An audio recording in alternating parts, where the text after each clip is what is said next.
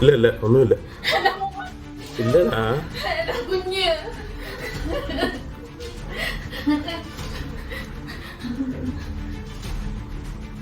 ഇല്ലല്ല അത് കണ്ട്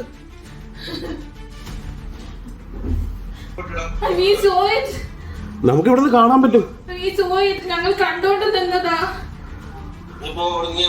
വീട്ടില് മീക്കു ട്യൂഷനില്ല. ട്യൂഷനില്ല എന്റെ കുഞ്ഞ് എവിടെയാട്ടാ അത്? അതാണ് നേവൽ ബേസില്. അയ്യോ എന്റെ കുഞ്ഞേട്ടാ. ഇല്ല ഇല്ല ഒന്നുമില്ല. എന്റെ മോൻ. ഇല്ലടാ. എന്റെ കുഞ്ഞ്.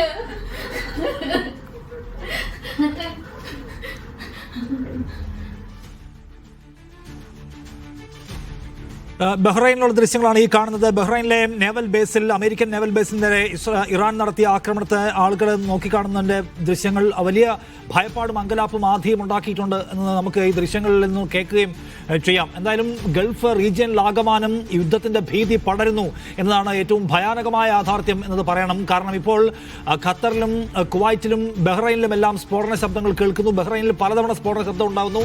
അമേരിക്കൻ ബേസുകളെല്ലാം ആക്രമിക്കും എന്ന് ഇറാൻ പ്രഖ്യാപിക്കുകയും ചെയ്തിരിക്കുകയാണ്. യുദ്ധം വലുതാവുന്നത് വലിയ തോതിലുള്ള ആശങ്ക ഉണ്ടാക്കിയിട്ടുണ്ട്. ഇന്ത്യൻ മലയാളി കമ്മ്യൂണിറ്റിക്കിടയിലും വലിയ തോതിലുള്ള ഭയാശങ്ക ഉണ്ടാക്കുന്നു എന്നാണ് നമുക്ക് ഈ സമയത്ത് പറയേണ്ടുന്ന ഒരു കാര്യം.